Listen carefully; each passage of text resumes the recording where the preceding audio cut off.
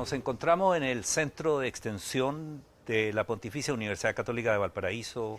El foco de conversación del día de hoy es la descentralización. Ese es el concepto en torno al cual nuestros tres invitados, escogidos por el Centro de Extensión del Senado y la Pontificia Universidad Católica de Valparaíso, van a desarrollar la conversación.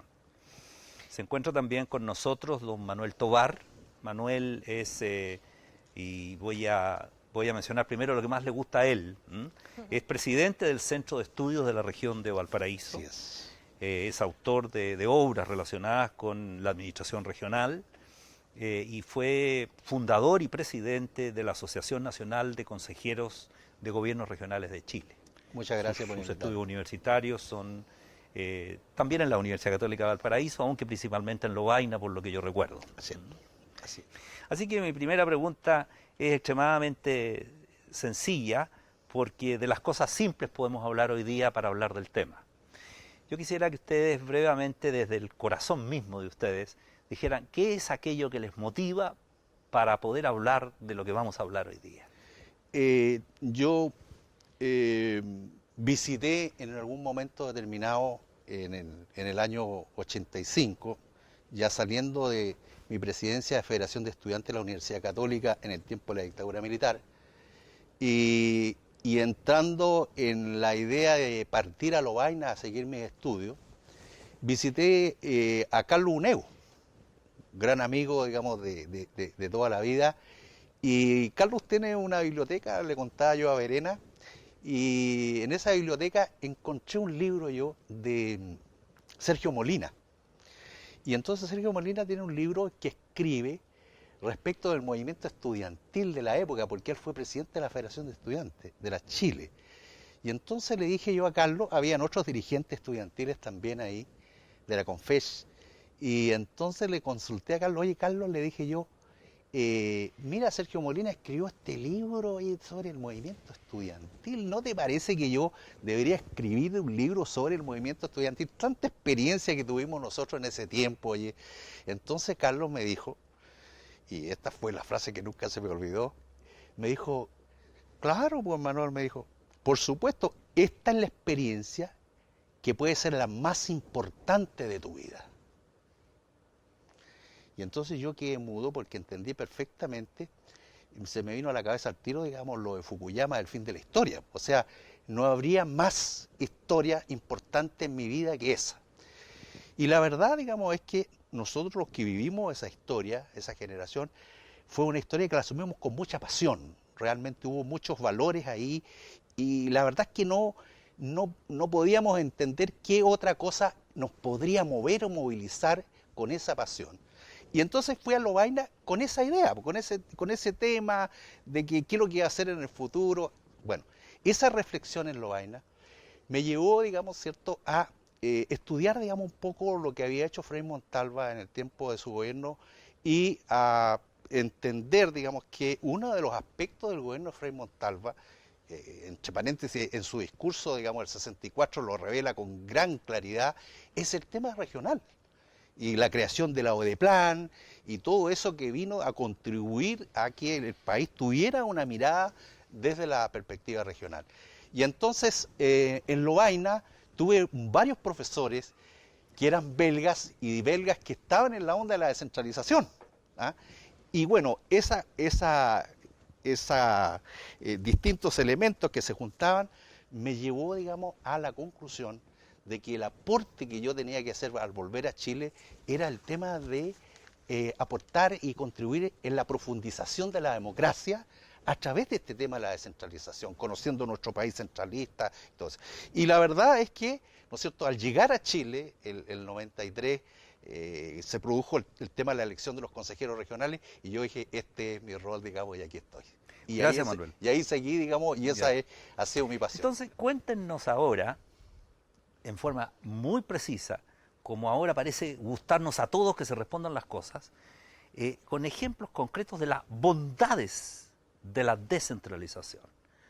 Bueno, yo diría que es importante en los procesos de descentralización entender que ellos van de la mano con los sistemas democráticos.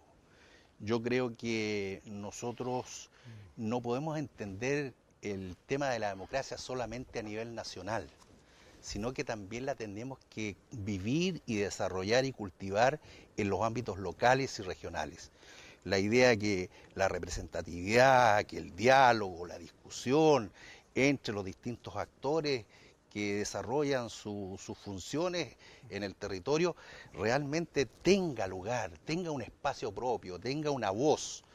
En general uno ve que los sistemas descentralistas, el tema central es justamente los problemas nacionales y no los problemas territoriales, los que importan verdaderamente, como dice la senadora Lili Pérez, a las personas, digamos, que habitan en los territorios. Entonces, yo diría que una dimensión también importante desde el punto de vista de la construcción de la sociedad es la democracia, digamos, ¿no es cierto?, en los territorios.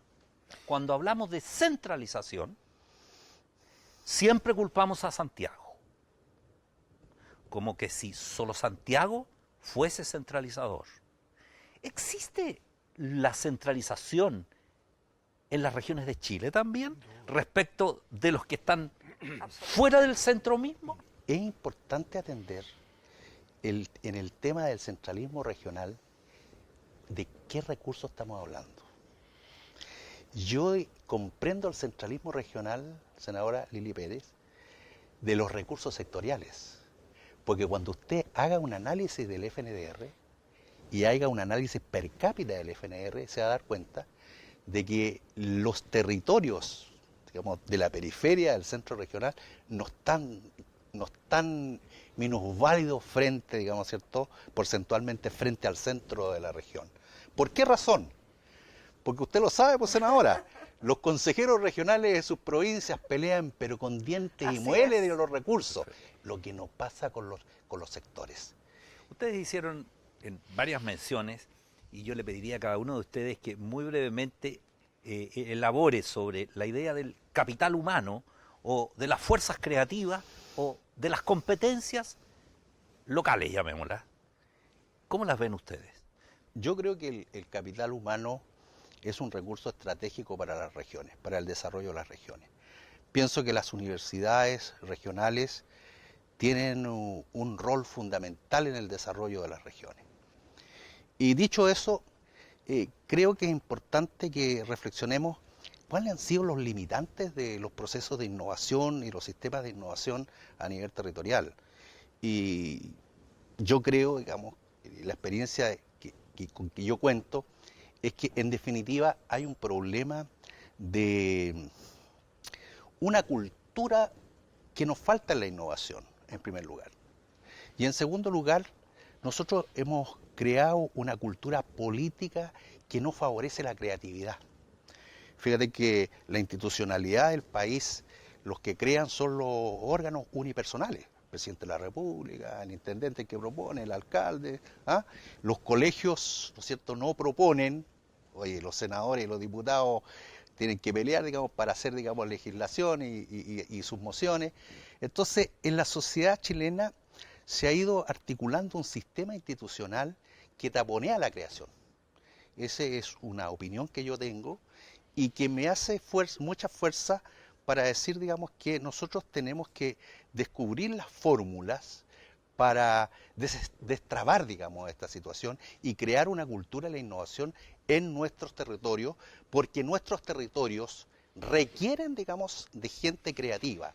Para terminar, yo diría 2 o 3 palabras, digamos, que la verdad que ustedes provocan el siguiente sentimiento al escucharlos, que en la conversación de ustedes y en la forma en que ustedes se aproximan a ella, sacamos la discusión desde el poder y lo llevan a otro punto, que es mucho más persuasivo y más espiritual, y que requiere una promesa previa que fue repetida por todos.